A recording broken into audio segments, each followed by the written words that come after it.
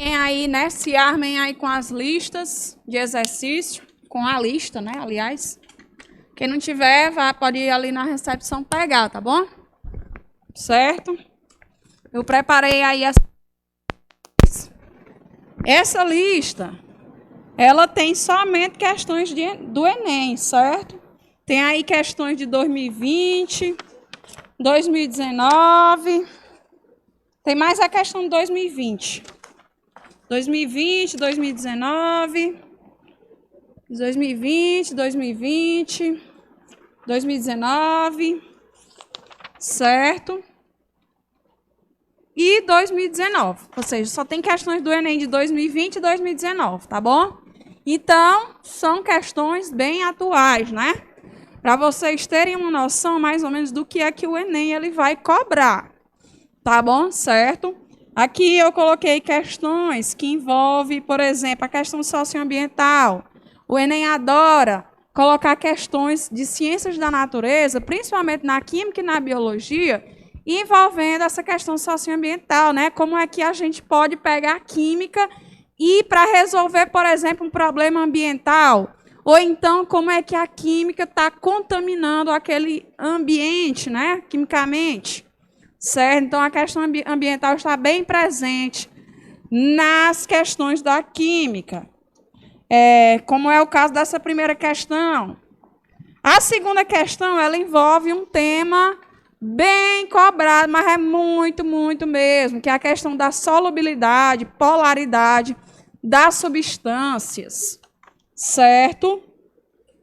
A segunda questão, a terceira questão, aliás, é uma questão de orgânica, certo? Quando a gente for ler, a gente vê o que ele está querendo cobrar, né? Mas eu acho que é a respeito da estrutura. Essa quarta questão, ele fala sobre processos de separação de mistura. Minha gente, todo ano, por lei, cai uma questão de processo de separação de mistura. Todo ano, por lei, tem uma questão que envolve processo de separação de mistura. A quinta questão, novamente, envolve essa questão de polaridade, solubilidade das substâncias. O Enem ele tem muito disso, de você conseguir identificar as substâncias que são solúveis uma na outra, certo? A sexta envolve a questão do funcionamento da panela de pressão, tá? A sétima envolve um conteúdo que eu trabalhei aqui recentemente, cinética química. Certo? Nas aulas anteriores eu falei sobre cinética química, mostrei aqueles gráficos, falei sobre o uso de catalisadores, falei sobre os fatores que influenciam na velocidade de uma reação, certo?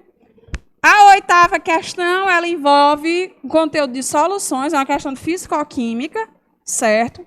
Envolve uma questão de concentração, né? Envolve o conteúdo de concentração, soluções e tudo mais, envolve também tempo de meia-vida. Tá? Eu vou mostrar para vocês como calcular isso, porque o Enem gosta também de questões que envolvem concentração, soluções, tempo de meia-vida, que na verdade tempo de meia-vida ele está presente lá no conteúdo de radioatividade, mas aqui ele colocou nas soluções, certo? A nona questão, ela envolve uma questão de equilíbrio químico, certo? Essa reaçãozinha que vocês estão vendo aí na nona questão, ela é bastante clichê nas provas do Enem. Como caiu o ano passado, né? Foi uma questão do ano passado, pode ser que não caia esse ano. Mas eu já vi pelo menos uma vez eu já tinha visto ela em questões do Enem. Certo? Essa é a segunda vez que essa reação ocorre. Essa reação cai, é uma questão de equilíbrio químico. A 10ª questão, ela envolve ácidos, certo? A 11ª envolve radioatividade. Todo ano, por lei, o Enem também coloca uma questão de radioatividade. Isso é muito clichê. Seja para você definir as emissões radioativas, que eu comecei a falar aqui numa determinada aula, ou seja, sobre fissão e fusão nuclear, ou seja, no caso essa aqui tem o conceito de fissão e fusão nuclear. Seja sobre tempo de meia-vida, que foi tema também do ano passado. A 12ª é a questão mais simples de todo. É uma questão que envolve densidade. certo? Ela envolve densidade e vocês já viram, tem aquele programa que antigamente era Domingo Legal, né? Vocês são de uma geração mais jovem. Hoje em dia eu passo ou repassa com o Celso Portioli, que tem a brincadeira do afunda ou boia. Então, praticamente, essa 12ª questão é você saber aí se determinadas... aí, no caso, é os ovinhos, né, que ele coloca. Ele quer saber se esse ovo ele vai afundar ou vai boiar em uma determinada solução. A 13ª, deixa eu ver o que é. A 12ª envolve aí a questão de metais pesados, né, um tema também ó, bastante comum. A 14ª, né, ela já começa a química verde. Ou seja, né, gosta muito dessa questão socioambiental, certo? E, né, é uma questão que envolve também reações químicas. A 15ª, novamente questão ambiental, falando sobre polímeros, né, que são biodegradáveis ou não. 16ª, novamente uma questão de orgânica envolvendo solubilidade, o Enem adora. Questão de você saber se uma substância é solúvel em outra, a polaridade delas e tudo mais, ok? A 17ª, ela envolve ponto de ebulição.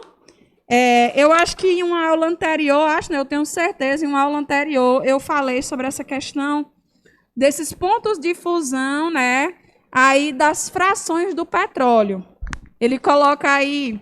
Eu lembro que eu desenhei a torre de fracionamento. É quando eu estava falando sobre destilação fracionada. Aí eu falei sobre a torre de fracionamento do petróleo, né? Aí eu mostrei para vocês que algumas substâncias, né? As frações do petróleo, quanto menor elas forem, né? Menor seria o seu ponto de ebulição. E essa tabela que ele fornece aí, ele comprova isso, né? Ó. Daí, o número de átomos de carbono que tem na molécula. E aí, conforme vai aumentando esse número de átomos, o ponto de ebulição vai aumentando, certo? O Enem gosta muito de trabalhar o tema do petróleo também, né? Se vocês puderem dar uma lida nesses últimos dias, petróleo, questão de fracionamento, solubilidade, tudo isso é bem interessante. E a 18ª, por último, trabalha uma questão que não é muito comum de cair nos... Assim, às vezes cai, né? Mas não é muito comum, é raro. Que é a questão da evolução dos modelos atômicos. Certo?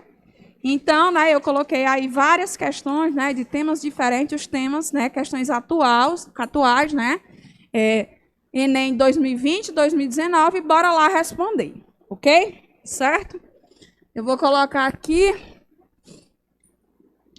para eu ir respondendo.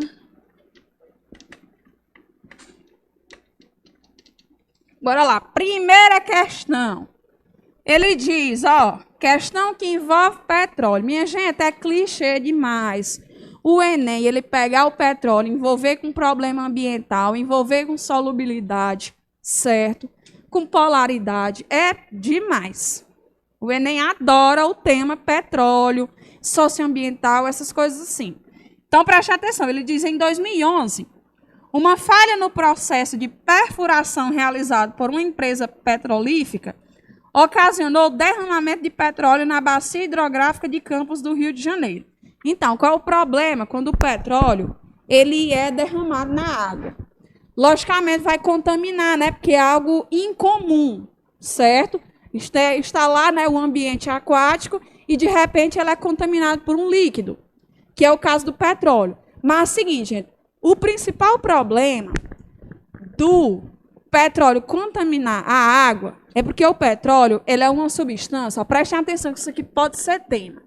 O petróleo, ela é uma substância que ela é apolar, certo? Ela é uma substância que ela é apolar, ou seja, ela não tem polos, certo? Ela não tem polos, é uma substância que é apolar. Já a água é uma substância que ela é polar. Sempre existem substâncias que são apolares, existem substâncias que são polares. E uma coisa que eu quero que vocês se recordem é a seguinte frase. Semelhantes, certo? Semelhante, dissolve, prestem atenção, dissolve, semelhante. O que é que isso aqui quer dizer? Essa frasezinha, né, poética, aqui, Ela quer dizer que uma substância apolar sempre vai se dissolver em outra substância apolar, ok? E uma substância polar sempre vai se dissolver em uma substância polar. Aí está aqui o problema. O petróleo é apolar e a água é polar. Ou seja, eles não se misturam, assim, eles se misturam, né? Mas eles não são solúveis um no outro, certo? Eles não se solubilizam. E aí está o problema. O petróleo, como ele é menos denso do que a água, ele acaba não se misturando com a água, porém ele fica na superfície. E aí, como ele fica boiando na superfície, isso impede a passagem tanto de gases do meio aquático, né, a entrada de gases, né, por exemplo, o peixinho está lá precisando de oxigênio, porém, se tem uma película em cima da água na superfície, a água não entra. Entenderam? Então, isso já é um dos problemas do petróleo estar lá. Como ele não se mistura, ele forma uma película, ali, uma camada lipídica sobre a água, e aí tem esse problema. Acaba impedindo a passagem, né, a entrada e a saída de gases, certo? Tanto a entrada do gás oxigênio como a saída do gás carbônico. Então, está aí o grande problema. O outro problema também é que o petróleo ele tem uma coloração escura, não é mesmo? Ele é preto. E aí impede também a entrada de luz. E no ambiente aquático tem muitos seres vivos que são que fazem fotossíntese. Certo? E aí, se não tem entrada de luz, como é que eles vão fazer fotossíntese? Por exemplo, as algas marinhas. Os professores de biologia talvez tenham falado isso, né? Sobre as algas, né? Porque o povo da biologia adora alga, plantinhas e tudo mais, não é? Certo? Então, já citei 2 exemplos aqui do problema do petróleo ao ambiente aquático. Ok? Além dos problemas também aos seres vivos, né? Eu acredito que vocês já devem ter visto o problema que ele causa nas aves, né? Porque elas penetram, né, nas penas ali, e isso impede a locomoção delas, impedem que elas possam voar, até caminhar dela, né? Enfim, é um grande prejuízo aquático, né? Um grande prejuízo. Então, é por causa disso bem aqui.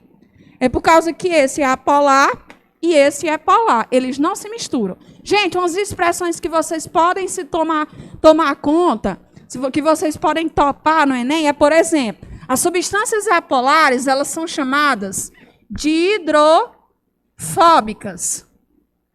Hidro vem de água e fóbico vem de fobia.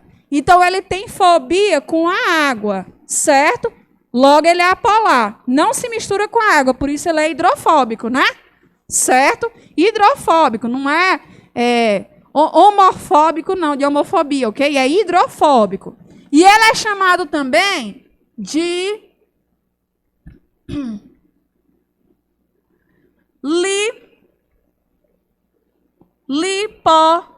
lipofílico.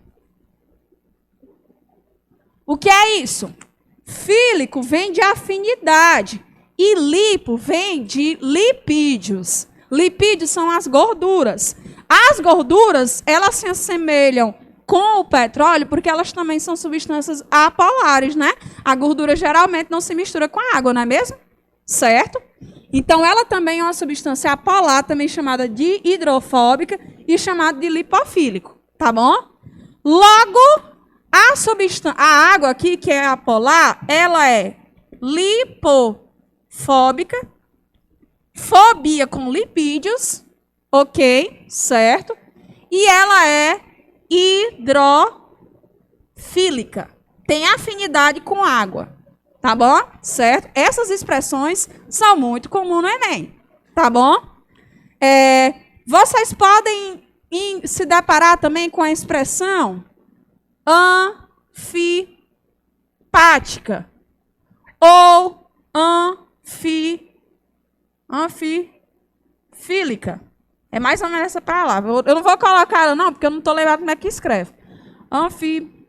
Anfifílica. Acho que é anfifílica mesmo. Anfipática e anfifílica. O que é que são essas substâncias? Um exemplo dessas substâncias é o detergente e os sabões. Detergente e os sabões. Essas substâncias aqui, o detergente e o sabão, gente, por que é que eles removem a gordura? Por quê? Por que é que eles removem? Você observe. A água e a gordura não se misturam. Por isso, se você pega aquela tapaué que está bastante engordurada, imaginem aí, aquela tapaué muito engordurada mesmo, horrível de você limpar, de você lavar. Se você pegar só a bucha e esfregar com água, vai só brear, né? Não vai só virar aquela breadeira. Então, o que é que você faz? Você tem que misturar com detergente ou sabão. Só que o sabão, gente, ele é uma substância que a gente chama de anfipática ou anfifílica. Porque ela tem uma estrutura que tem uma parte polar e outra apolar, viu? Certo? Por isso que ela é chamada de anfipática ou anfifílica, ok? Então, ela tem uma parte que é hidrofóbica ou lipofílica e tem uma parte que é lipofóbica ou hidrofílica, certo? Ok? Gente, olha só. Jos, mas como é que eu faço para identificar uma substância apolar e uma substância polar? Ó, geralmente o Enem, ele coloca esse negócio de polaridade nas questões de orgânica. Olha só. As substâncias, quanto mais carbono ela tiver, mais elas vão tender a ser apolar. Tá bom? Quanto mais carbono e hidrogênio ela tiver, por exemplo, os hidrocarbonetos, são apolares. Ok? Certo? Então, tem hidrogênio e carbono? Apolar. Agora, quando você notar a presença de oxigênio, hidrogênio, flúor, cloro, esses elementos assim, os elementos orgânogênos, aí eles vão dar uma certa polaridade à molécula, viu? Se você pegar uma estrutura e ela for só de carbono e hidrogênio, apolar. Não tenha nem medo. Agora, se tiver a presença de um oxigênio, por exemplo, geralmente presença de hidroxila, essa estrutura aqui, ó, isso aqui polariza a molécula, certo? Porque o oxigênio ele é muito eletronegativo e ele acaba polarizando a molécula, ok? Certo? Então, pegou uma molécula, né? Porque o Enem ele gosta muito disso, de pegar questões de orgânica, e aí essa questão de solubilidade, e aí quer saber se é polar, se é apolar, entenderam? Certo? Bora para a questão. Os impactos decorrentes desse derramamento ocorrem porque os componentes do petróleo, vocês estão conseguindo identificar aí a alternativa? Com tudo isso que eu falei aqui, tem, né, ó, a palavra bem, ó, letra D, hidrofóbico, e também baixa densidade. Eu falei de tudo isso, não foi não? Porque ele é uma substância hidrofóbica e baixa densidade, ou seja, ele vai flutuar sobre a água. Bora analisar as outras alternativas? Letra A. Reagem com água do mar e sofrem degradação, gerando compostos com elevada toxicidade. Não, o petróleo ele não reage com a água. Eles são inertes, eles não reagem um com o outro. O problema está isso, é porque eles são insolúveis entre si. Ok? Acidificam o meio? Não. Hidrocarboneto, petróleo é só hidrocarboneto. Hidrocarboneto não acidifica meio, não. Não deixa o meio mais ácido. A letra C, dissolve-se na água. Não, como é que o petróleo vai se dissolver na água se ele é uma substância apolar e a água é polar? Não tem como. Então, é a letra D, ó. Tem caráter hidrofóbico e baixa densidade. Impedindo o quê? O que eu falei? Trocas gasosas entre o meio aquático e a atmosfera. E a letra E, tem cadeia pequena e elevada volatilidade, contaminando a atmosfera local e regional em função dos ventos nas olas marítimas. Essa aqui seria uma questão que o aluno poderia ficar em dúvida sobre ele. Certo? Poderia ficar. Mas o que é mais correto é a letra D mesmo. Letra D. Minha gente, assim, o pessoal de humanas aí, né? Eu já vi alguns professores dando umas opiniões aí, como é que foi a prova.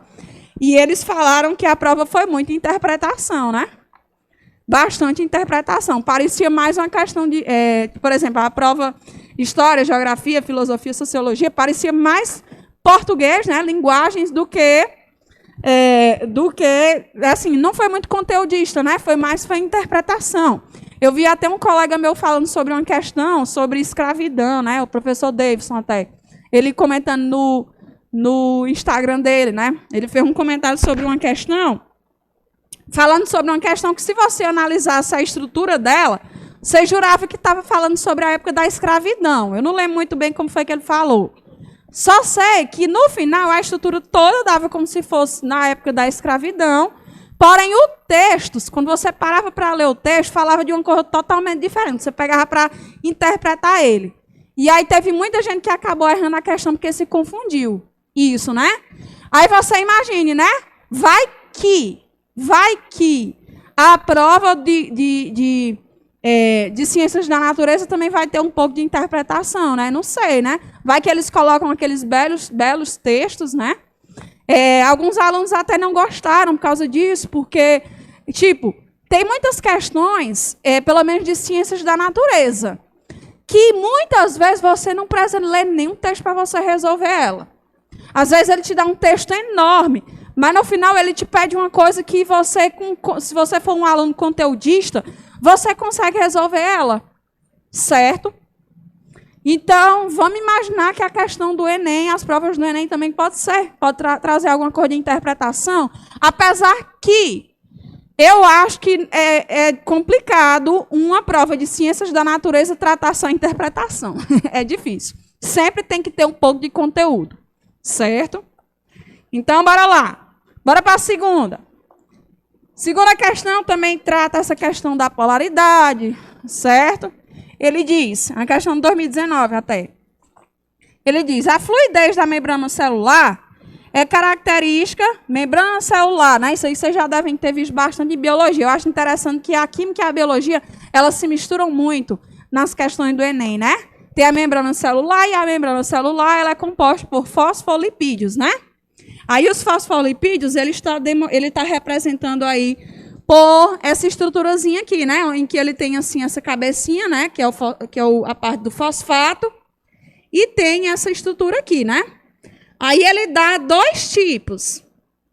Ele dá essa parte aqui, que é a parte insaturada, como se a molécula fosse insaturada. Vocês lembram que eu falei disso na aula passada, né? O que é insaturado? É que tem ligação dupla, certo? E essa aqui é a que é saturada. Aí ele diz, né? E aí, tipo assim, essa insaturação aqui, a presença dessas insaturações, ela vai influenciar muito na fluidez e a questão da entrada e saída de substâncias, macromoléculas da célula, certo? Até porque a membrana nuclear é por ela que entra e sai a substância, né? Obviamente, né? É como se fosse a pele da célula, né? A membrana nuclear. Os seres vivos mantêm essa propriedade de duas formas, controlando a temperatura ou alterando a composição lipídica das moléculas. Então, os lipídios, os fosfolipídios, podem ter essa estrutura ou essa. Aí ele diz, nesse último aspecto, o tamanho, ó, vejam só, o tamanho e o grau de insaturação das caudas hidrocarbônicas dos fosfolipídios, conforme representados na figura, influenciam significativamente na fluidez, né?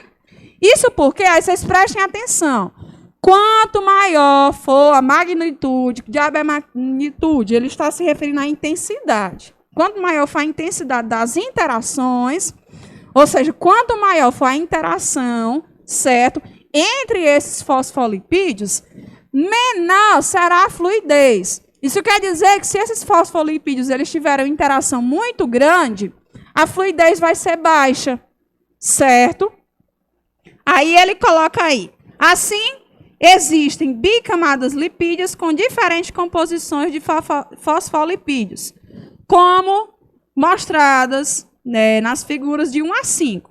E ele quer saber qual das bicamadas lipídicas apresenta maior fluidez. Certo? Ele quer saber qual que possui maior fluidez. Então, para ter muita fluidez, a intensidade tem que ser pequena. A magnitude, como ele fala aí, certo? Aí, meu povo, deixa eu mostrar para vocês o seguinte. Ó, quando o fosfolipídio, ele está assim, ligado diretamente com o outro, aqui a interação vai ser grande. Certo? Quando ele está ligado assim, de um lado semelhante, a interação é grande, a magnitude é grande. Então, quando você pegar uma carreirinha dessa maneira aqui, né, imagine que tem um monte, né, aqui, isso aí vai atrapalhar a fluidez, vai diminuir a fluidez, ok? Da mesma forma, se eu pego outro fosfolipídio aqui, né, e eu boto aqui, e eles forem todos os dois insaturados, isso aqui também vai dificultar a fluidez, né? A magnitude, a intensidade. porque isso aqui também vai ter uma interação muito grande, certo? Ok? Então, o bom é que eles estejam ligados, por exemplo, assim, ó.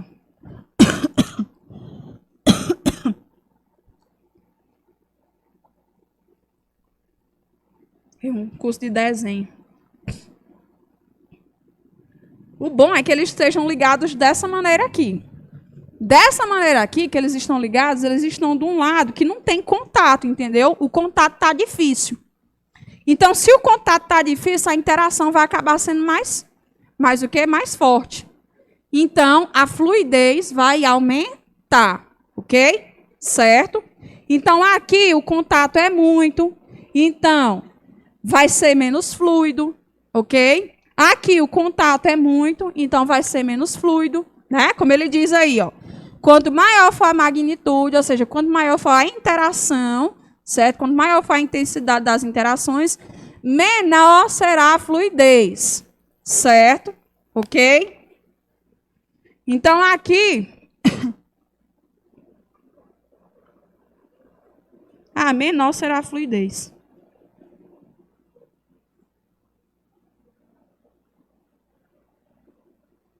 Ó, então, essa aqui, como basicamente não tem contato dessa maneira aqui, a fluidez será maior, né? Qual é o que está dessa maneira aqui, ó? É o 2, né? Letra B. Pronto. Ok? Então, o contato tem que ser pouco. Ok? Certo? Bora para a terceira. O microempresário do ramo de cosméticos utiliza óleos essenciais e quer produzir um creme com fragrância de rosas. O principal componente de óleo das rosas tem cadeia poliinsaturada. O que é poliinsaturada? É que tem várias insaturações, ou seja, tem várias ligações duplas, ok? E hidroxila com carbono terminal. Hidroxila é isso aqui, ó. Hidroxila. E quando ele diz que é num carbono terminal, é porque é na extremidade. Certo? Então, isso aí é que é a hidroxila. Ele diz, qual substância o empresário deverá utilizar? Quem que vocês eliminariam aí? Ó, o 3. O item 3 tem insaturações? Não. Então, de cara, eu elimino a letra C.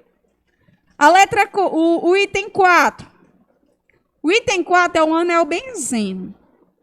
Ele tem ligações duplas, mas ele, tipo assim, deixa eu ver aqui o que é que ele está dizendo aqui, a cadeia. Poliinsaturado, então tem que ser aberta também.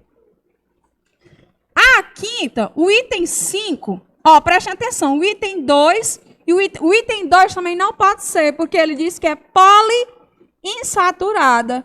E o item 2 só tem uma ligação dupla, não é? Então também não pode ser. Além disso... No item 2, a ligação, o carbono terminal, ele está com essa estrutura aqui. Essa estrutura parece uma hidroxila, porém não é, ok? Prestem atenção aqui como é essa estrutura. Essa estrutura, ela é assim. Ela está na fórmula condensada aqui, mas a forma estrutural dela é dessa maneira. A hidroxila, ela é assim, ó. O carbono está aqui bonitinho, ele está ligado diretamente ao oxigênio, e aí o hidrogênio que está ligado a ele. Isso aqui é que é uma hidroxila, ok? Agora, quando ele aparecer assim, aí vocês tomem cuidado, porque aí a forma estrutural dele é isso. Isso aqui não é hidroxila, isso aqui é uma carbonila, certo? Essa estrutura é a carbonila. Então, o item 2 estaria eliminado por esses dois itens, por causa desses dois motivos. E o item 5, ele é até poliinsaturado. Ele tem até ligação dupla. Porém, a estrutura que ele tem no carbono terminal é essa. Então, é uma carbonila, não é uma hidroxila. Ok? Então, só pode ser o item 1. O item 1, além de ser poliinsaturado, tem a nossa famosa hidroxila. Ok? Portanto, é a letra A. Ok. Certo. Para a quarta. Obtenção de óleos vegetais de maneira geral, passa pelas etapas descritas ao lado. Aí tem a preparação da matéria-prima, que é a seleção dos grãos. Gente, bora ver aqui quais são aqui, quais dessas etapas que a gente pode associar a algum processo de separação de mistura. Por exemplo, seleção dos grãos, catação, né? Quando você vai catar arroz, feijão e tudo mais, essa seleção dos grãos é a tal da catação. Descascamento, aí eu não vejo, né, nenhum processo de separação de mistura para ele não, né? A não ser a ventilação, né? Na ventilação você pode utilizar para descascar. Trituração, cozimento, aí tem extração do óleo bruto, prensagem, extração e destilação, tá? Nas aulas anteriores eu falei sobre essa destilação. A extração, gente, ela é um processo que é o seguinte, que você faz quando você vai fazer o seu cafezinho. A extração, ele é um processo de separação de mistura que a base dele é a diferença de solubilidade dele nas diferentes substâncias, viu? A diferença de solubilidade é o aspecto, né, é a propriedade que torna possível a gente utilizar a extração. Por exemplo, quando a gente vai fazer um café, a gente utiliza a extração e a filtração. Primeiramente, a gente utiliza a extração. A gente pega a água, coloca para ferver, e aí você pega o pozinho e coloca na água fervente, né? E aí o que é que acontece? Aquele pó, ele tem todas as substâncias que dão o aroma, o cheiro, a coloração do café, ok? E aí essas substâncias que estão no pó, elas são extraídas, ó, devido à fervura, elas são extraídas para a água, porque as substâncias, elas são mais solúveis na água do que no pozinho onde ela estava presente. Então, é a questão de solubilidade, ok? E aí é justamente isso que a questão pede. Qual das subetapas do processo é realizada em função apenas da polaridade das substâncias? Bom, solubilidade tem tudo a ver com polaridade. Porque uma substância, para ser solúvel na outra, ela tem que ter a mesma polaridade, não é? Ó, semelhante dissolve semelhante. Ok? Então, qual é? Extração. Tá bom? Certo? A quinta. Em seu laboratório, um técnico em química foi incumbido a tratar um resíduo, evitando o seu descarte direto no meio ambiente. Ao encontrar o frasco, observou a seguinte informação: resíduo, mistura de acetato de etila e água. O que é o acetato de etila? Deixa eu escrever aqui para vocês. Acetato de etila. Se vocês tiverem um pouquinho de conhecimento em química orgânica, pela nomenclatura, dá para a gente saber que isso aqui é um éster. É um éster. Os ésteres, geralmente, eles são insolúveis em água, porque eles são substâncias apolares. Então, se eles são apolares, eles são insolúveis em água. Ok? Tudo isso você teria que analisar para responder essa questão. Aí, beleza, a estrutura dela, ó, acetato. Esse acete aqui está se referindo a 2 carbonos. Aí nós temos aqui um carbono. Se ele é um éster, ele tem essa estrutura aqui, que a gente chama de carboxila, certo? Ó, aqui é carbonila, aqui é hidroxila e aqui é carboxila. Só porque ela tem 2 carbonos para este lado. E aqui, ó, et.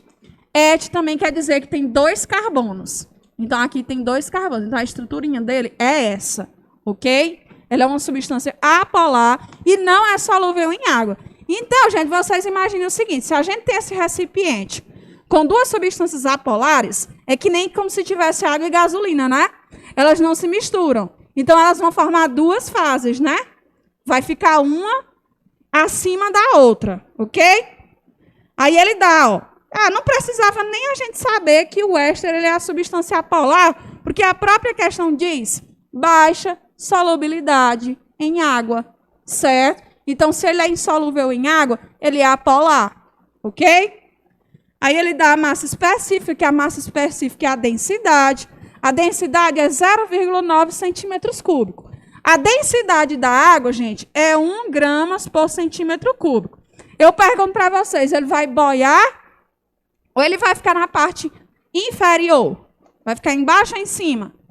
Essa substância aqui, a densidade da água é 1 grama. E a densidade dessa substância é 0,9. Então, se essa substância aqui, a densidade dela é 0,9 e da água é 1, então a água, digamos assim, entre aspas, muitas aspas, né? Que a água é mais pesada, entre aspas, né? Ela é mais densa. Essa expressão mais pesada é errônea, né? A gente diz que é mais densa. Então, se ela é mais densa, mais pesada, ela vai ficar por baixo. Ok? E essa substanciazinha aqui, ela vai flutuar. Poderia ser que ela perguntasse isso também na questão. Aí ele pergunta, a fim de tratar o resíduo, recuperando o acetato de etila, o técnico deve. É uma questão de processo de separação de mistura, que envolve solubilidade, polaridade, certo? Aí ele diz, evaporar o acetato de etila sem alterar o conteúdo da água, a temperatura de fusão dele é menos 83, graus Celsius. A pressão de vapor dele é maior do que a da água. Então, se a pressão de vapor dele é maior do que a água, isso quer dizer que ele evapora mais rapidamente, né? Pressão de vapor. O que é pressão de vapor? É a propriedade, eu vou colocar assim, né? É a propriedade que um líquido ele tem de evaporar. Quanto maior for a pressão de vapor dele, mais volátil. O que é uma coisa volátil? É aquela que tem facilidade de evaporar, ok? Então, quanto maior a pressão de vapor, mais facilidade ele tem de evaporar, ok? Ele diz, evaporar o acetato de etilo sem alterar o conteúdo da água. Bom, vamos analisar as outras alternativas, porque isso aí seria como se fosse uma destilação, certo? Porém, gente, a gente utiliza destilação, isso aqui poderia, né? Poderia, mas não é o mais indicado. Por quê? Porque isso aqui seria uma destilação. Quando você pega duas substâncias e você separa elas baseando no ponto de ebulição, é destilação. Porém, destilação a gente separa quando são substâncias que são solúveis entre si. A água e o acetato de etilo, eles não estão misturados. Então, para que eu vou aplicar uma destilação? Vamos procurar um processo mais simples? Vamos. Filtrar a mistura. Como é que eu vou filtrar se os dois são líquidos? Realizar uma destilação simples. Destilação simples é para separar sólido e líquido. Aí eu tenho dois líquidos que são imiscíveis entre si, ok? Eles não se misturam, a gente que ele diz que eles são imiscíveis. Tipo, água e gasolina, água e óleo são imiscíveis, tá bom? Proceder uma centrifugação, minha gente. Vocês sabem para que serve uma centrifugação? Centrifugação é para separar, tipo assim, sólidos e líquidos. Por exemplo, sabe onde é que é utilizada a centrifugação? Quando você tira sangue, que aí o seu sangue é transportado para análise, né, no laboratório. E aí lá no laboratório eles vão separar o plasma das células sanguíneas, né? O nosso sangue ele é composto pelo plasma e pelas células. Aí, o sangue, né, que é colocado naqueles tubinhos de ensaio, né, vocês já devem ter visto, ele é colocado numa centrífuga, por isso que se chama centrifugação, e é girado rapidamente. Aí, quando ela é girada rapidamente, aí as células sanguíneas, elas se decantam, ou seja, elas vão para o fundo do recipiente, do tubo de ensaio, e na parte de cima fica o plasma, certo? Então, para que é que eu vou utilizar a centrifugação numa coisa que já está separada? Porque já está separado, né? Aí, letra A, decantar a mistura, separando os dois componentes em um funil adequado. Que funil adequado é esse? É o funil de decantação, também chamado de funil de Bromo. Ó, a gente iria separar ele no equipamento que ele teria mais ou menos esse formato bem aqui, ó. Eu não sei desenhar muito bem, mas ele é um equipamento que ele tem mais ou menos essa aparência, ok? Então, os dois líquidos vão estar aqui, né? O acetato de etila vai ficar por cima, porque ele é menos denso, né? E a água vai ficar aqui embaixo. E aqui tem uma torneirinha. Aí essa torneirinha, eu vou abrir ela, a água vai escoar, quando ela estiver toda escoada, né? Aqui embaixo eu vou colocar um becker, ok? E aí quando ele abre, ó, escoa a água e sobra o acetato de etila. Pronto. Morreu Maria Preá. Vou pegar outro piloto aqui, que esse aí tá muito fraco. Ok. Agora sim. A sexta. Agora a sexta, nós vamos ter que utilizar um equipamento, ou vamos ter que utilizar um conhecimento de uma coisa que inventaram para ajudar as mulheres. Deve ter sido uma mulher que tenha inventado, ou então um homem solteiro, dentro de casa. Que foi a tal da panela de pressão. Eu acho que eu não viveria sem panela de pressão. Não viveria. Porque às vezes eu chego em casa no ping da meia-dia, menina, aí eu vou cozinhar uma comida e aí demora 1000 anos, né? Se não for a panela de pressão. Então, quem inventou foi uma mulher, foi um homem solteiro. Porque um homem, quando ele tem a ajuda da mulher, ele não sabe fazer nada dentro de casa. Agora, quando ele se vê sozinho, ele aprende a se virar. Então, veja só.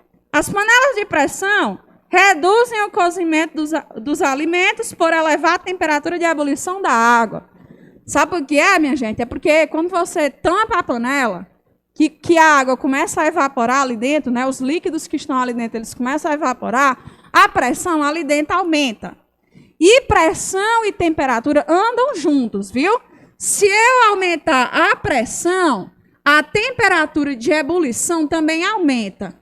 Então, imagine o seguinte, imagine que eu estou numa pressão baixa, a pressão ambiente. Então, a temperatura de ebulição também vai ser a temperatura ambiente, ou a temperatura ali da minha pressão ambiente. Porém, se eu consigo aumentar essa pressão, que é isso que faz a panela de pressão, ela aumenta a pressão ali dentro, ok? E aí, como eu aumento a pressão, a temperatura de ebulição também aumenta.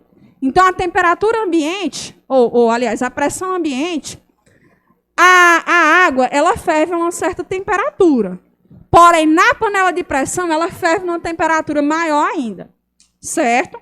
Então, essa a explicação para o fenômeno, né, sobre a questão do funcionamento da panela de pressão. É porque, como a gente aumenta a pressão, a temperatura de ebulição também aumenta. Ok?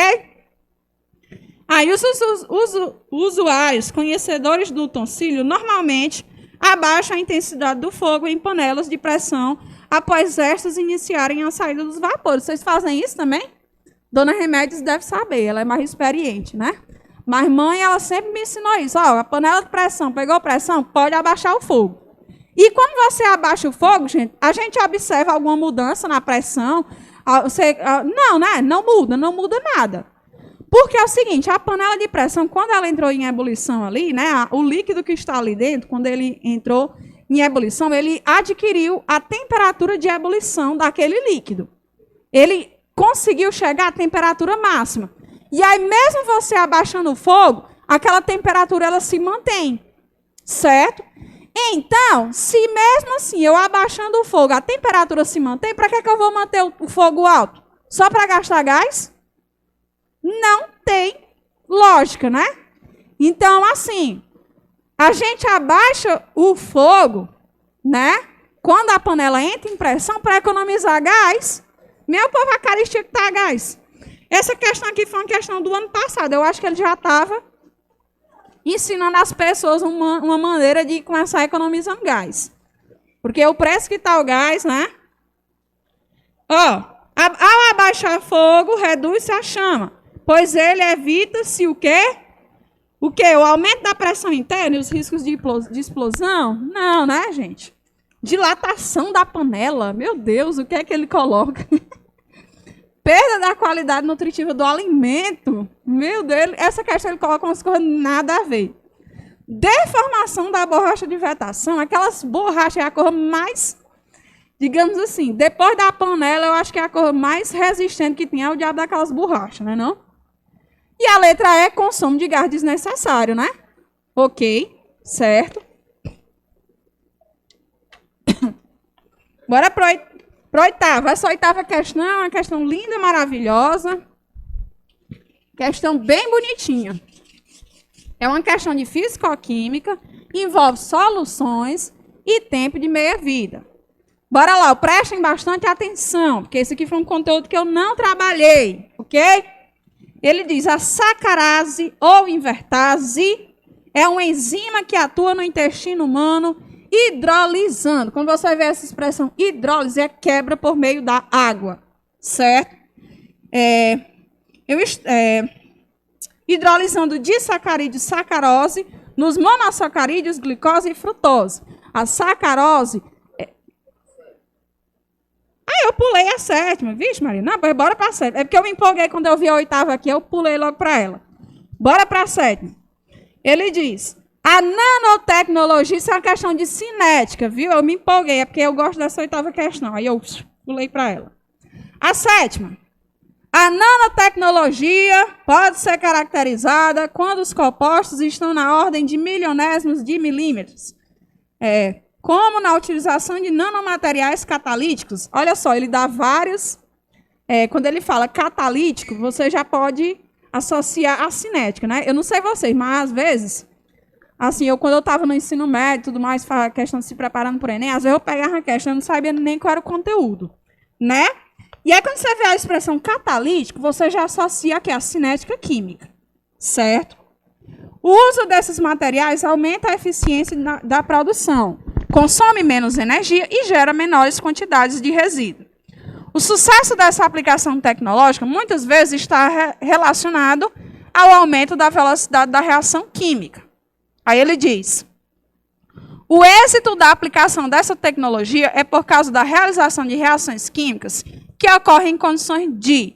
Gente, quando eu falei sobre velocidade de reações químicas, eu falei sobre os fatores que influenciavam na velocidade de uma reação, né? Falei sobre pressão, temperatura, superfície de contato e presença de catalisador. Falei sobre esses quatro, né? Pressão nem tanto, mas eu falei mais sobre temperatura, superfície de contato e presença de catalisador, né? Falei sobre esses três. Aí, alta pressão, ele falou sobre alguma coisa sobre pressão aqui, nesse texto? Alta temperatura? Não, né? Gente, é o seguinte, que ele está falando aí sobre nanotecnologia. Nanotecnologia, nano vem de pequeno, né? Na verdade, tem todo um histórico por trás disso, né? Mas nanotecnologia está relacionada a partículas pequenas, né? Partículas pequenas, partículas menores, certo?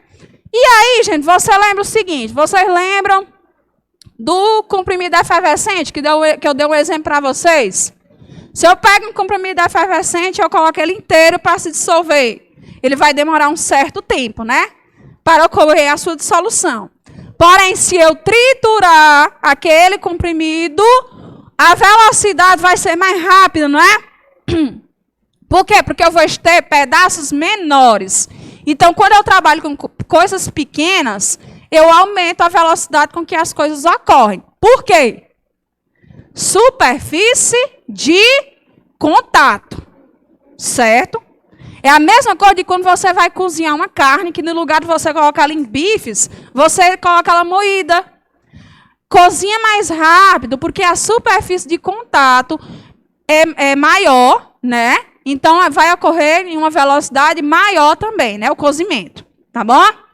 Então, excesso de reagente? Não, a quantidade de reagente ele não comparou, não disse se era maior ou se era menor. A única coisa que ele falou era sobre isso, né? Certo? Que é por causa da nanotecnologia. Você teria que associar isso. São pedaços pequenos, então a superfície de contato vai ser maior, então vai ter uma velocidade maior, tá? Letra E, elevada energia de ativação. Na verdade, só seria envolver energia de ativação se ele tivesse falado sobre a presença de catalisador. Ele não falou nada sobre presença sobre questão de catalisador, né? Então, é por causa disso. É porque, como eles estão, a nanotecnologia, né, trabalha com coisas pequenas, moléculas pequenas, partículas pequenas, a superfície de contato para ocorrer essas reações químicas é maior. Então, a velocidade da reação química é maior, ok? O Enem adora catalisador. Digo logo. Questão de superfície de contato. Agora, se não, vamos para o oitavo. Ou ele diz, né? Ele diz, a sacarase ou invertase, né? Voltando a ler aqui a questão. É uma enzima que atua no intestino humano, hidrolisando o disacarídeo, sacarose nos monossacarídeos, glicose e frutose. Então, a sacarose, ela é um disacarídeo, é um carboidrato, né? Sacarídeo, disacarídeo, e ele é formado pela molécula, uma molécula de glicose e uma frutose, né? Elas juntas, né? Certo? Elas se juntam por meio de uma ligação peptídica, formando a sacarose, tá? Em um estudo cinética de novo, da reação de hidrólise da sacarose, foram dissolvidos eu vou anotar aqui, ó, massa 171 gramas de sacarose em um volume de 500 ml de água. Gente, quando vocês pegarem uma questão que ela tem esses dados, você pode ir circulando, porque com certeza, na maioria das vezes, você vai precisar. Tem aquelas questões que ele coloca dados só para encher linguiça? Tem. Mas na maioria das vezes você vai precisar. Então, você vai circulando. O que é que ele diz? Observou-se que a cada 100 minutos da reação, a concentração da sacarose foi diminuída pela metade. Gente, isso aí é tempo de meia-vida. Vocês já ouviram algum médico falar sobre isso, questão de tempo de meia-vida? Os médicos, geralmente, eles não falam, né? Mas como eu sou curiosa, eu já conheço esse negócio de tempo de meia-vida, às vezes eu pergunto ao médico, ele passa um remédio e diz, qual é o tempo de meia-vida? Aí ele fica assim, né? Porque, tipo assim, por exemplo, os antibióticos é o que tem que ser mais calculado com clareza, essa questão, né? Porque tem um tempo certo para você tomar, ok? O tempo de meia-vida é o tempo que leva para uma determinada amostra se reduzir pela metade, ok? Então, quando eu tenho uma amostra de 50 gramas e ela leva um tempo X para se reduzir a 25, isso se chama de tempo de meia-vida, ok? Aí ele está dizendo que o tempo de meia-vida dele é 100 minutos. Aí ele dá as massas molares, né, uns dadozinhos aí da sacarose, e ele quer saber qual é a concentração da sacarose depois de 400 minutos do início da reação. O primeiro passo que nós vamos fazer é calcular a concentração lá no iniciozinho. A concentração aqui, gente, se você observar nas alternativas, está mol por litro. Tem aluno que quando vê isso aqui de mol, já se caga todinho e nem resolve mais a questão, né? Mas prestem atenção, vou ensinar vocês. Ó. Quando é concentração em mol por litro, tem livros que trabalham com essa unidade aqui, ó, molaridade. Molaridade é igual ao número de mols dividido pelo volume. O volume eu tenho, que é 500 ml, né? Só que aí ele coloca por litro, né? Então, isso aqui eu vou transformar para litros, que é 0,5 litros, né? 500 ml é igual a meio litro, certo? Então, o volume eu tenho. Então, o que eu tenho que descobrir é o número de mols. Aí, esse número de mols a gente calcula por meio de outra formulazinha. A formulazinha, ó, o número de mols é igual a massa em gramas. Ó, a massa em gramas é essa massa bem aqui, ó. E vai ser dividido pela massa molar. A massa molar, a gente calcula ela a partir desses dados bem que ele forneceu, ó. Nessa última linha. As massas molares dos elementos, hidrogênio, carbono e oxigênio, são iguais a tal, respectivamente. Então, eu tenho que calcular a massa molar da nossa sacarose, a massa de 1 mol dela. Aí, qual é a fórmula molecular dela? É C12H11O11. Bora calcular a massa molar dela. Josi, como é que eu calculo uma massa molar? Bom, ele não te forneceu a massa do carbono, que é 12, não te forneceu a massa do hidrogênio, que é 1, e do oxigênio, que é 16, então eu só tenho que fazer o somatório de tudo isso aqui. Aí, beleza, o carbono, a massa é 12, né? Porém, uma molécula dessa tem 12 carbonos. Então, eu vou e multiplico por 12, né? Certo? Mas, aí a massa do hidrogênio, qual é, né? 1. Só porque eu tenho 11 hidrogênios, aí eu vou e multiplico por 11. Mais, aí a massa do oxigênio é 16, só que eu tenho 11 oxigênios. Então, eu multiplico, tá bom? Então, você calcular a massa molar, você tem que saber montar essa equaçãozinha aqui, que não é difícil, né? Oi? Oi? Ah, verdade, ó. 22. Obrigada, valeu.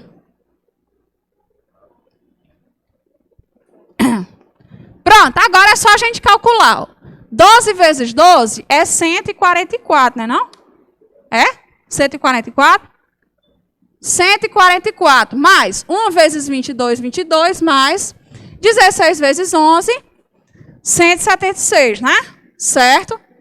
Aí esse somatório aqui dá 342. Certo?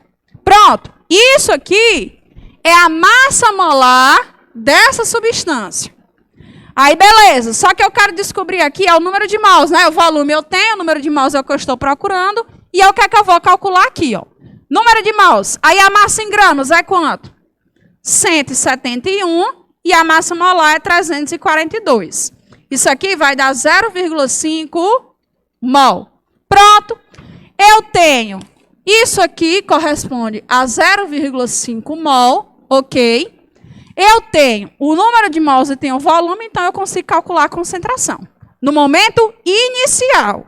Momento inicial, viu? Porque depois tem os 400 minutos. Aí, bora lá. Molaridade igual número de mols, que é 0,5, dividido pelo volume, que é 0,5. Então, isso aqui é igual a quanto? 1 mol por litro. Tá? Então, isso aí é a concentração no momento inicial. Tá bom? Só porque se passaram 400 minutos. Aí, beleza. Aí você analisa. No momento inicial, no tempo zero, a massa era a concentração era de 1 mol por litro, né? Só porque depois que se passaram 100 minutos, a minha concentração reduziu para quanto? Não se reduz pela metade? Porque ele disse que a cada 100 minutos ela se reduz pela metade, né?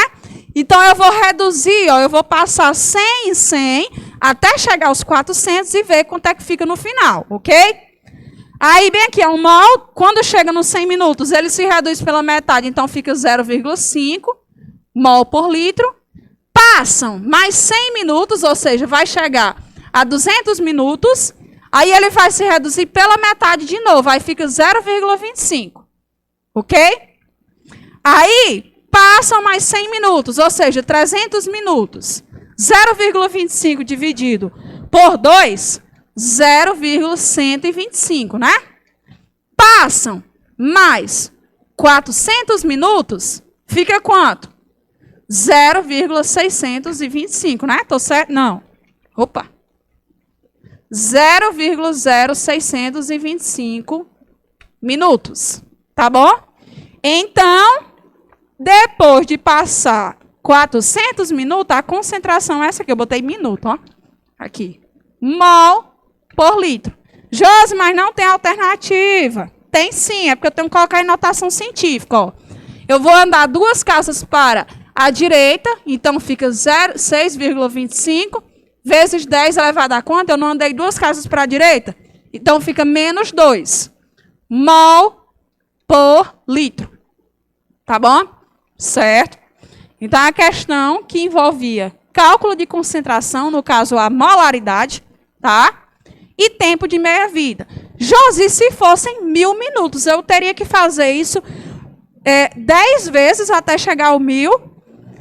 Sim ou não? Porque existe uma fórmula. Vou mostrar a vocês aqui como resolver pela fórmula, tá bom? Ó. Porque aí, a gente fez de maneira braçal, como eu costumo falar. A gente fez de maneira braçal, fazendo, dividindo um monte de vezes até chegar aos 400 minutos. Mas se fossem 10.000 minutos, isso aqui ia dar um trabalho muito grande. A gente ficar diminuindo pela metade até chegar aos 400. Aí é onde entra a fórmula. Ó, o tempo total que se passa é igual o tempo de meia-vida vezes o número de meia-vidas que se passam. Deixa eu colocar aqui para vocês essas... Ó, tempo. O Tzinho é o tempo total passado, certo? Que no caso da nossa questão é quanto? 400 minutos, né? Na nossa questão, esse tempo total é 400 minutos. Aí nós temos o tempo de meia-vida, ok? Tempo de meia-vida, que o tempo de meia-vida é o tempo que ele demora para se reduzir pela metade, que no nosso caso aqui era 100 minutos, ok? E X é o número de meias-vidas que se passaram. Então, por meio dessa fórmula, tinha como a gente descobrir o número de meias-vidas que se passaram. Beleza, Josi, mas eu não precisei, entendeu? Precisa. Preste atenção, nós temos aqui a fórmula. Ó, a massa final é igual a massa final, no caso eu vou colocar aqui a molaridade final, viu? Pode ser massa final, número de mols final, certo? Pode ser concentração final, no caso aqui é molaridade. A molaridade final vai ser igual a molaridade inicial dividido por 2 elevado a x. O que é que dizem isso aqui, ó? Essa molaridade final aqui pode ser concentração, pode ser número de mols, pode ser massa em gramas, pode ser qualquer coisa. O importante aqui é que seja a grandeza final, certo? A quantidade, a massa final que eu tenho daquela determinada substância, ok? Certo? Aí, beleza. Aí, vejam só. Eu tenho aqui a molaridade inicial, não é? Que é 1 mol por litro. Eu calculei que, inicialmente, a minha molaridade era 1 mol por litro, não é mesmo? Eu quero saber a massa final, não é? Eu quero saber a massa final depois que se passam esses 400 minutos. Então, a molaridade final que eu quero descobrir, a massa inicial é 1 mol por litro, né, a concentração, e X é a quantidade de meias-vidas que se passaram. Isso aqui eu calculo facilmente. Ó, o tempo total é igual o tempo de meia-vida vezes X, né? Aí qual é o tempo total? É 400, ó, tá aqui, igual o tempo de meia-vida é 100 vezes X. Então, X vai ser igual a 4. Vão se passar 4 tempos de meia-vida. Não foi? Não se passaram 4 tempos de meia-vida, ó. Aqui passou uma meia-vida, aqui passou 2, aqui passou 3 e aqui passou 4. Tá bom? Certo? Bora jogar na fórmula. Nessa formulazinha aqui, ó. A massa final que eu quero descobrir, a massa inicial é 1 mol, aí joga na fórmula. 2 elevado a x. X é quanto? 4. Então, a massa final aqui vai dar 1 dividido por 16, não é? E 1 dividido por 16 dá igual a 6,25 vezes 10 elevado a menos 2. Tá bom? Certo? 6,25 vezes 10 elevado a menos 2. Ok. Tá bom? Certo? Então, aqui é uma segunda alternativa para você resolver. Ok? Por que eu estou fazendo isso? Porque questão de tempo de meia-vida cai no Enem. Ok? Certo? Certinho. Então, portanto, a 8ª questão é a letra B. Certo? Agora, essa 9ª questão também é um tema que eu gosto muito.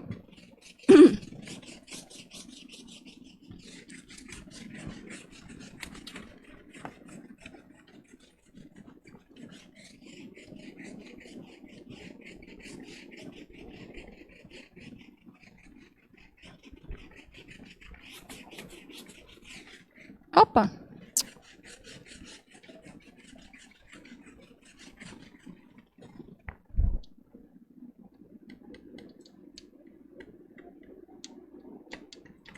Ó, bora lá. Essa 9ª questão aí. Vou escrever aqui a reação. Cloreto de cobalto reagindo com H2O. Não aparece aí porque é um símbolozinho diferente, né? E aí, não sei porquê, mas na formatação nunca aparece do Word. Mas ele é um símbolo que ele pode ser... Geralmente o Enem ele apresenta assim, esse símbolo. Vou já explicar para vocês o que é que significa isso aí.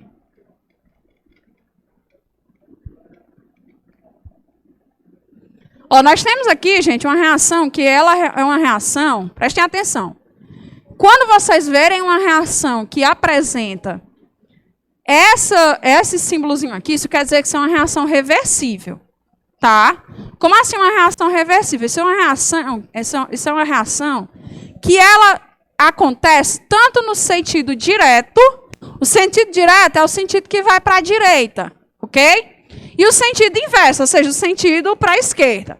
Ou seja, é uma reação que ela ocorre tanto os reagentes estão se transformando em produto, como os produtos estão se transformando em reagentes, tá? Isso aí é que é uma reação reversível.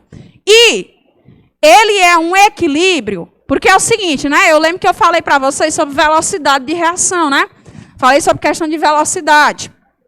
O que é que acontece? Ela vai ter uma velocidade em que os reagentes se transformam nos produtos e também tem a velocidade em que os produtos se transformam em reagentes. Quando essas velocidades da reação direta e inversa, elas se igualam, isso quer dizer que nós vamos obter um equilíbrio químico, ok? Então, um equilíbrio químico é uma reação química em que a velocidade da reação direta se iguala com a velocidade da reação inversa. As concentrações têm que ser iguais? Não.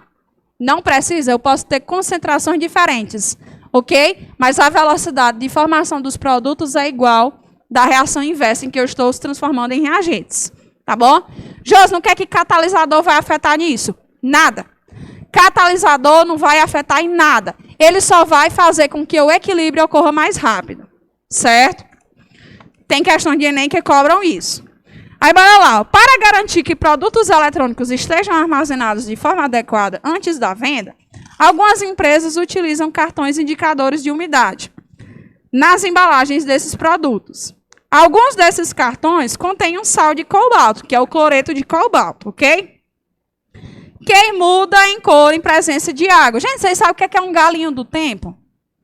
Vocês já ouviram falar nesse enfeitezinho chamado galinho do tempo? Ele é um galinho mesmo, certo? Feito de cloreto de cobalto. Parece porcelana mesmo, aqueles enfeitezinhos mesmo de porcelana. Porcelanato, cerâmica, sei lá. Mas ele muda de cor de acordo conforme o tempo está. Né? Se o tempo está frio, ele fica de uma determinada cor. Se o tempo está quente, ele fica de uma determinada cor. Né? Aqui em Pix ficaria sempre na cor que indicaria quente. Né? Certo? Aqui, desse lado, se a reação química está mais deslocada para esse lado, ele fica azul. E se ela está mais deslocada para esse lado, ela fica rosa. Certo? Então, prestem atenção. Como você poderia reutilizar, no curto intervalo de tempo, um cartão que já estivesse na coloração rosa? Gente, prestem atenção. O meu cartão, ele está rosa. Isso quer dizer que essa reação química, ela se deslocou mais para a direita do que para a esquerda. Só que eu quero reutilizar esse cartão. Como é que eu posso reutilizar ele? Fazendo com que a reação vá no sentido inverso. E como é que eu faço, Josi, essa reação ela é no sentido inverso? Aí é onde entra o princípio de Le Chatelier, certo? Eu vou fazer essa equação se deslocar no sentido inverso. Mas como, Josi? Como o diabo eu faço essa reação se inverter? Prestem atenção aqui. Existem três maneiras de você fazer. Assim, existem algumas maneiras de você fazer um equilíbrio químico se deslocar no sentido inverso ou direto. Por exemplo, primeiramente, concentração. Os fatores são concentração, pode ser temperatura ou pressão. Esses três fatores bem aqui é o que podem fazer uma reação química ela se deslocar no sentido direto ou inverso. Tá bom? Vamos primeiramente levar aqui no sentido de concentração. Josi, se eu adicionar, prestem atenção, se eu adicionar água a essa reação química, o meu cartão ele vai deslocar no sentido direto, ele vai para a direita. Isso é deslocamento de equilíbrio. Se eu adicionar qualquer reagente nesse lado, ele tende a se deslocar no sentido contrário, ok? Se eu retirar reagente, ele se desloca do mesmo lado do sentido que eu coloquei. Certo? Então, isso é deslocamento de equilíbrio. A questão da concentração, prestem atenção. Se eu adicionar água ou adicionar cloreto de cobalto, ele vai se deslocar nesse sentido. Agora, se eu retirar a água, ou se eu retirar cloreto de cobalto, ele se desloca no mesmo sentido que eu estou retirando. Ok? Isso pode ocorrer tanto nos reagentes como nos produtos. Ok? Certo? Por exemplo, se eu tenho uma reação aqui, A mais B, uma reação inversa, C mais D. Aí, eu pergunto para vocês, se eu adicionar C, vocês acham que ele vai se deslocar para a direita ou para a esquerda? Estou adicionando C. Ele vai se deslocar para a direita ou pela esquerda? Olha, eu não estou adicionando C, então ele desloca para cá. Ok? Certo? Agora, se eu retiro D, se eu tiro, estou tirando D, ele vai se deslocar em que sentido? Isso, para cá. Porque ele se desloca no mesmo sentido que eu retiro, ele vai se deslocar no mesmo sentido. E se eu adicionar, ele se desloca no sentido inverso. Agora, aí vocês prestem atenção. Então, para ele se deslocar aqui no sentido de ficar azul, porque ele está rosa, né? Eu quero que ele fique azul, porque eu quero reutilizar o cartão. Então, o que é que eu posso fazer? Eu posso retirar cloreto de cobalto ou H2O. Então, seria uma opção. Poderia retirar. Aí tem um detalhe bem aqui, ó. A variação de entalpia dele está menor que 0. Isso aí vai influenciar num fator que se chama temperatura, certo? Gente, se eu aumento a temperatura, a reação vai deslocar no sentido endotérmico, ok? Agora, se eu diminuo a temperatura, a reação desloca no sentido exotérmico. Ok? Aí você me pergunta, essa reação é endotérmica ou é exotérmica? A variação de entalpia não é menor do que 0? Então, isso quer dizer que é porque ela é exotérmica. Ela é exotérmica. O sentido direto dela é exotérmica. E, prestem atenção, uma reação exotérmica, se eu inverter ela, vai ser endotérmica. Então, essa reação aqui, no sentido inverso, ela é endotérmica. Tá bom? Então, naquele sentido, ela é exotérmica, mas nesse sentido, ela é endotérmica. Ok? Então, para ela vir aqui para o lado azul, ela é endotérmica, né? Ficou feio esse, não. Para ela deslocar no sentido azul, o que é que eu tenho que fazer? Ó, para ir no sentido endotérmico, eu tenho que fazer o quê? Aumentar a temperatura, ok? Certo? Então, aumentando a temperatura, ela desloca no sentido endotérmico, que é esse aqui. Bora analisar as alternativas. Letra A, resfriaria no congelador? Não, né? O que é que eu tenho que fazer? Eu tenho que retirar a água e aumentar a temperatura, né? Para ele deslocar no sentido azul. Então, eu não vou congelar, porque se eu resfriar, ele vai ficar mais rosa ainda. Borrifaria com spray de água, eu já tenho que retirar a água, né? Envolveria com papel alumínio. Eu não sei se vocês viram, passou no jornal, uns bandidos que eles entraram numa agência todos recobertos com papel alumínio. Vocês viram isso? Então, é porque os sensores, né, os infravermelhos, o professor de física vai saber ensinar melhor para vocês.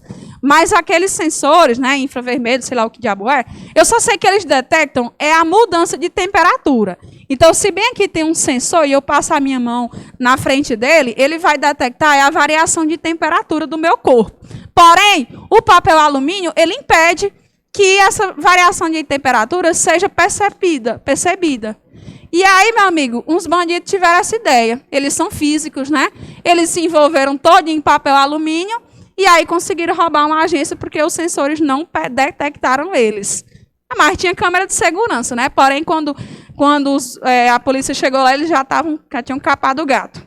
Então, envolver com papel alumínio vai impedir apenas que haja a variação de temperatura, né? Mas eu quero fazer com que fique azul, eu vou ter que aumentar a temperatura. Aí onde está a letra D, né? Eu poderia aquecer com secador de cabelo, porque além de aquecer com secador de cabelo, eu vou estar aumentando a temperatura e ainda vou estar fazendo a água evaporar, ter a retirada de água. Então, letra D.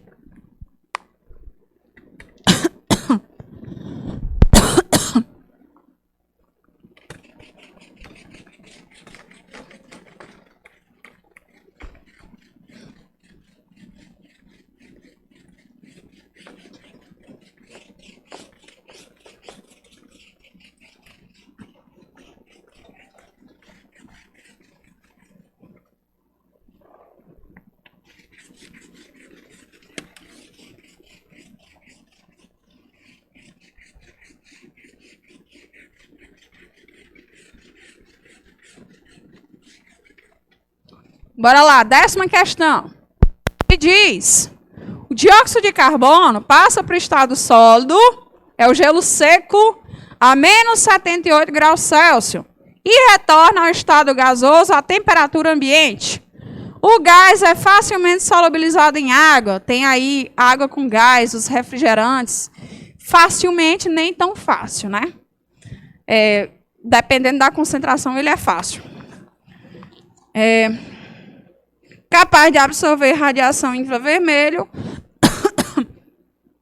da superfície da Terra, né? Efeito estufa está aí para isso. E não conduz corrente elétrica.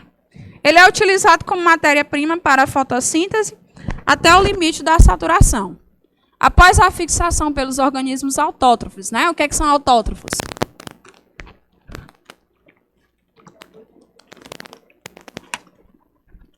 Exatamente. Que produzem o próprio alimento. Nós somos heterótrofos, né?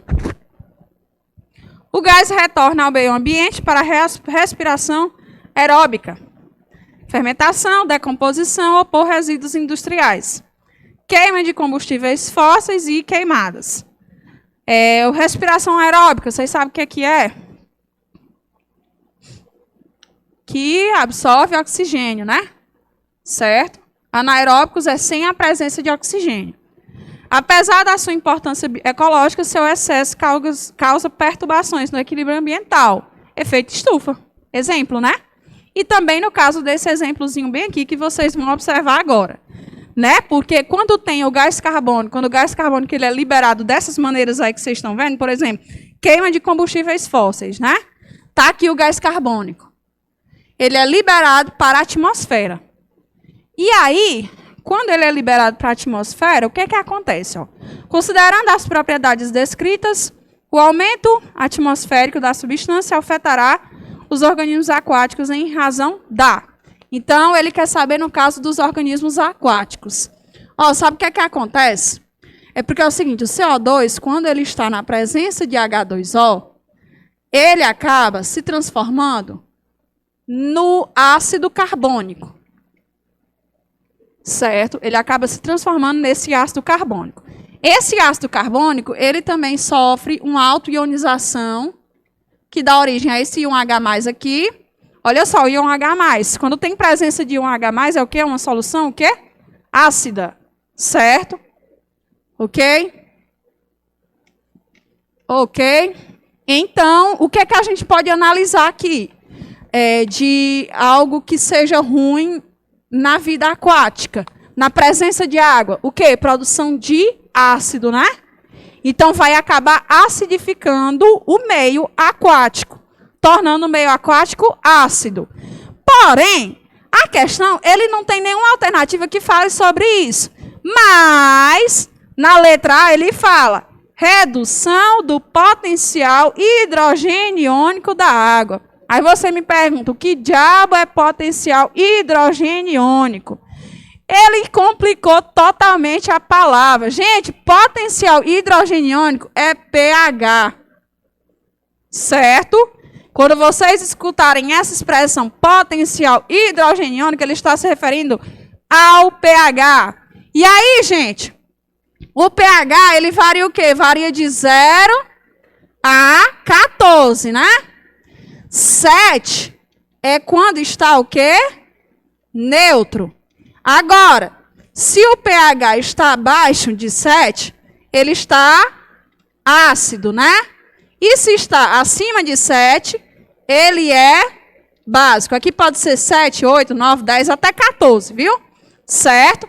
Aí é o seguinte, gente, eu não vou estar transformando aqui, não estou aqui trabalhando com íons H+, gente, porque o pH nada menos do que potencial hidrogeniônico, ou seja, pH, ela é uma expressão que pode ser calculada por isso bem aqui, ó. Menos log de H+. O que é que isso quer dizer aqui? Esse H+ aqui seria a concentração desse íon H+, aplicada a um determinado logaritmo, certo? As questões de Enem, geralmente, elas não colocam isso não, né? Porque tem que trabalhar com logaritmo e tudo mais. Ok? E se eles botarem, eles vão te dar o valor do logaritmo. Tá? Então, pH não é nada mais, nada menos do que a concentração dos íons H+, aplicada a um logaritmo. Certo? E aí eu pergunto para vocês, não encaixa certinho nessa alternativa? O quê? Redução do potencial hidrogeniônico. Porque quanto mais baixo estiver o pH, mais ácido ele vai ser. Ok? Certo? Bora analisar as outras alternativas? Restrição da aerobiose. Eu não sei nem o que diabo é isso aí. Só o professor de biologia que ia saber explicar. Diminuição da emissão de oxigênio pelos autrótrofos. Diabo. Que diabo isso aí tem a ver? Limitação da transferência de energia. Retração dos oceanos pelo congelamento. Não, nada disso. Né? Essa questão aqui é uma questão que tem um monte de alternativa que não tem nada a ver. Só porque a alternativa correta, se tivesse aí redução do pH, eu acho que todo mundo ia saber responder. A maioria das pessoas. Agora, como ele fala potencial hidrogeniônico, nem todo mundo sabe que pH se chama potencial hidrogeniônico. Tá bom? Certo? Então, a 10ª é a letra A. Ok?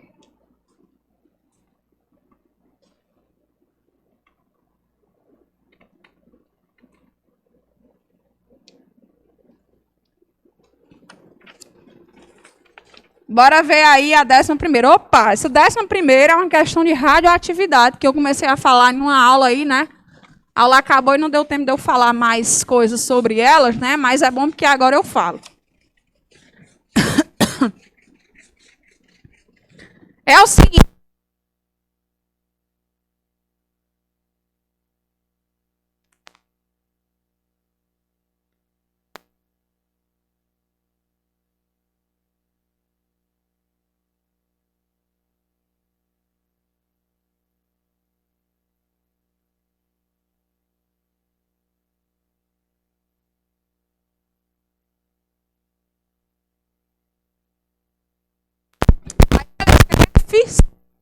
Fissão, gente, ela ocorre o seguinte, geralmente o principal exemplo de fissão é quando eu tenho o urânio, certo? Geralmente as fissões ocorrem com urânio, e ele é atingido por um nêutron.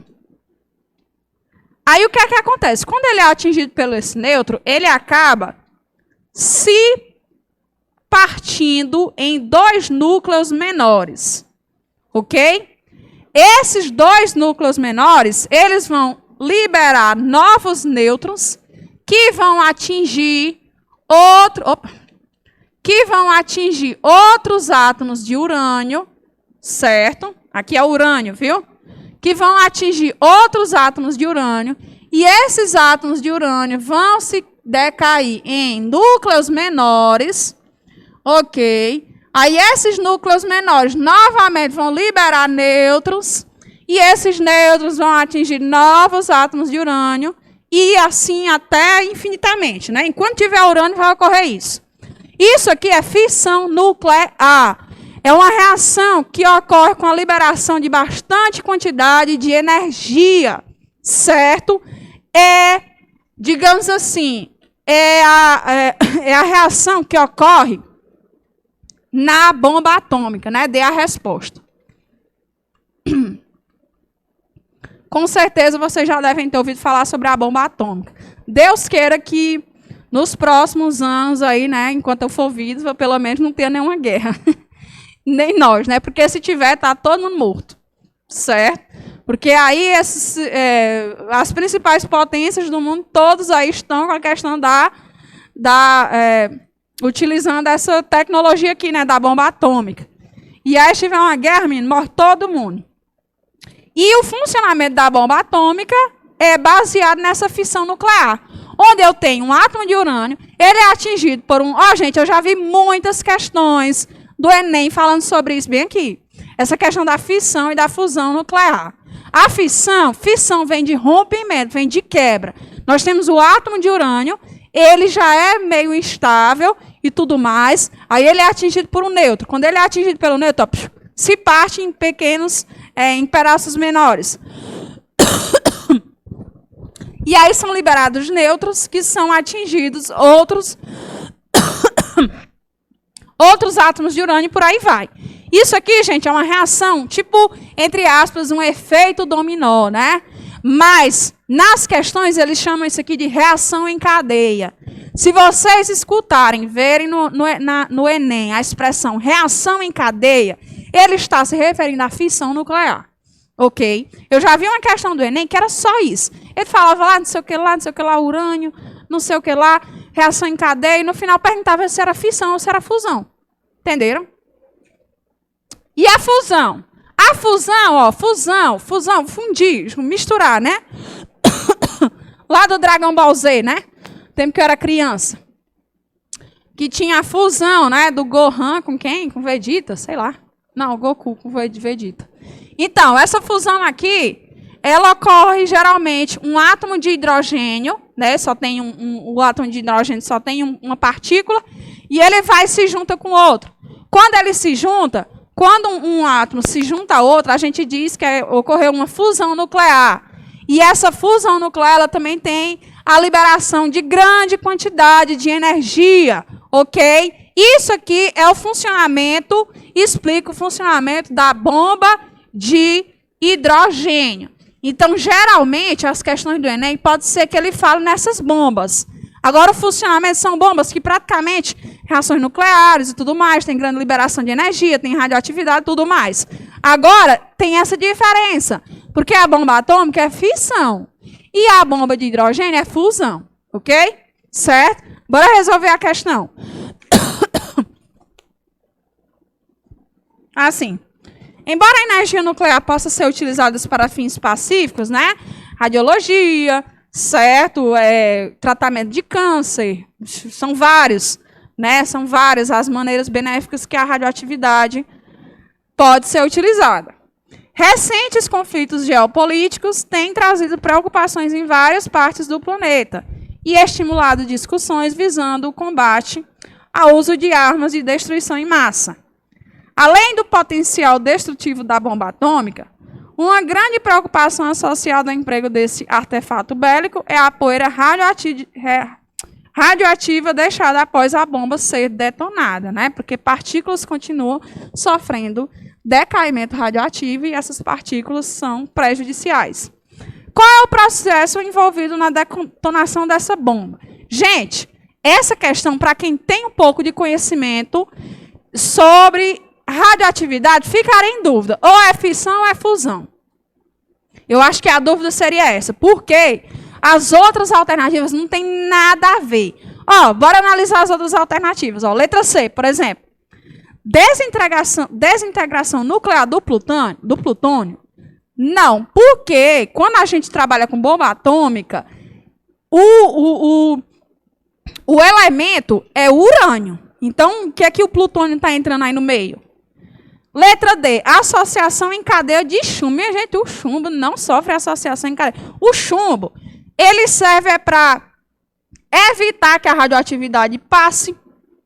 Quem aqui já usou aparelho quando vai fazer o raio-x da boca, né? Que aí você coloca aquela roupa pesada, né? Lá na Clínica Santa Sofia. Que é uma roupa que é de chumbo, né? Para que quando a radiação chegue, ela só pegue essa região aqui, que é a que importa. Ela não pegue no seu corpo, ok? Decaimento radioativo do carbono. Gente, o decaimento radioativo do carbono, vocês já ouviram falar sobre datação do carbono 14?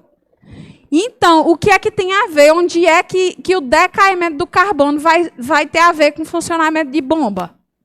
Então, são três alternativas que não tem nada a ver. É por isso que eu digo, minha gente, tentem não chutar. Assim, tipo assim, aqui seria um chute estratégico, né? Se você ficasse na dúvida entre fissão e fusão.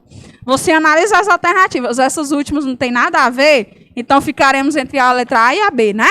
Porque geralmente o Enem ele tem essa jogada. Ele te coloca alternativas, geralmente ele coloca duas que você fica na dúvida. E três não tem nada a ver com o conteúdo. É o caso dessa questão. Ok? Certo? Mas aí, né, é o quê?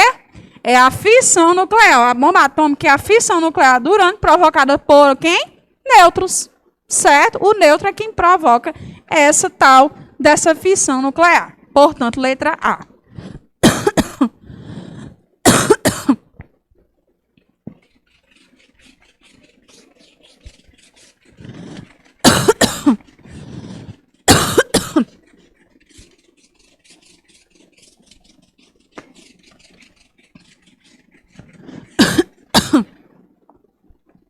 A 12ª é uma questão de densidade. Ele diz: o exame parasitológico. Deixa eu beber bem com uma aguinha que minha garganta está seca.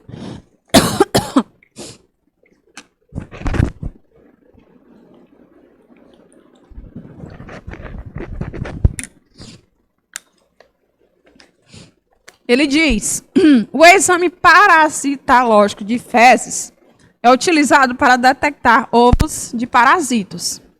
Um dos métodos utilizados, determinado de centrifugoflutuação, considera a densidade dos ovos em relação à solução de densidade.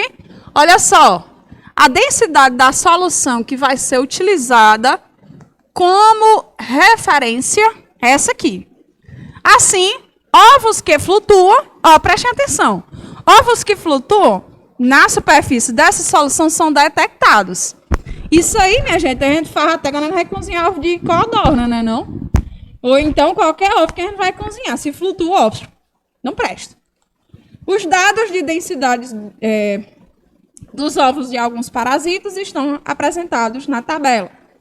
Aí, considerando a densidade dos ovos e da solução, ovos de quais parasitas podem ser detectados por esse método? Gente, e aí, quem que vai flutuar? Afunda ou boia? Passa ou repassa no Celso Portioli?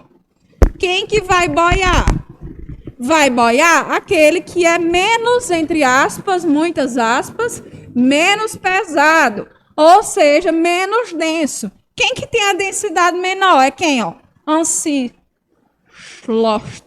é um nome difícil. Ascaris lumbricoides, que é a lombriga, né? E o Ascaris sum. São esses três aí que vão boiar, porque a densidade deles é menor, ok? Josi, por que é que os ovos de codorna quando estão estragados e os ovos de galinha boia quando está estragado? É porque ali teve, né, tá ocorrendo alguma reação química ali, né? Tá ocorrendo alguma, por exemplo, bactérias estão se reproduzindo ali e acabam liberando gases ali dentro daquela casquinha. E aí, como tem liberação de gases, tipo assim, o ovo, ele fica menos denso, ele fica mais leve. E aí, como ele fica menos denso, mais leve, por causa da questão da liberação dos gases, ele vai e boia, tá bom? Certo? Então, qual é a alternativa aí? Letra C.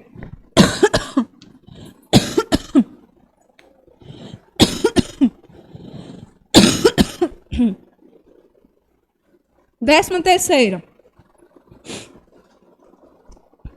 Mega espetáculos com queima de grandes quantidades de fogos de artifício em festas de final de ano são muito comuns no Brasil e no mundo todo, né? Após a queima, grandes quantidades de material particulado permanece suspensa no ar. Entre os resíduos encontram-se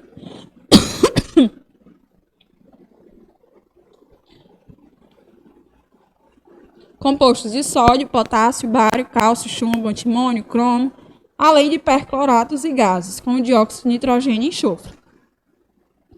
Esses espetáculos provocam riscos ambientais por quê? Gente, a maioria das substâncias que são liberadas aí são a questão dos metais pesados. Esses metais pesados aí, que alguns foram citados aí, qual é o problema dele? O problema dos metais pesados é que, por exemplo, quando eles entram no nosso organismo, por exemplo, por meio da fumaça, aspiração, ou por meio da superfície da pele e tudo mais, o que acontece? Os metais pesados, eles não são eliminados. Eles se acumulam no nosso corpo. E aí, se acumulando no nosso corpo, eles acabam, tipo assim, competindo com nutrientes. Por exemplo, quando você se alimenta e tudo mais, que aí vai ocorrer lá a absorção de alguns nutrientes. Aí vai as células, no lugar de absorver o nutriente, né, a proteína, seja lá a vitamina e tudo mais, ela acaba tomando o lugar, o metal pesado acaba tomando o lugar, por ser mais reativo, né? Por ser mais reativo, ele acaba tomando o lugar do nutriente, da proteína, certo? Então, digamos assim que ele compete. certo? Ele compete com os nutrientes aí nas reações químicas, né, de catálise do nosso organismo, ok? Então, o problema desses shows, né, desses shows e tudo mais, é por causa dos metais pesados que são liberados, certo? E aí, esses metais pesados no nosso organismo, eles se acumulam, certo? E aí tem esse grande problema, ok? Bora analisar as alternativas. Letra A. As substâncias resultantes da queima de fogo de artifício são inflamáveis? Obviamente, né? Para ocorrer todo aquele show e tudo mais, eles têm que ser inflamáveis. Porém, não é isso que causa o risco ambiental principal. Os resíduos produzidos na queima de fósforo de artifício ainda são explosivos. Sim, mas isso não é o problema ambiental causado, entendeu? Porque, beleza, eles explodem e tudo mais, mas isso não é o problema ambiental causado. O sódio e o potássio são os principais responsáveis pelo produto da queima. Não, não é o sódio e o potássio, são os metais pesados. A letra D. Os produtos da queima contêm metais pesados e gases tóxicos que resultam na poluição atmosférica, né? Aquele povo, quando chega no final do ano, vamos fazer 10 minutos de queimas de fogos de artifício. É bonito? É, mas só vai causar poluição ambiental, certo? Certinho? Então, letra D.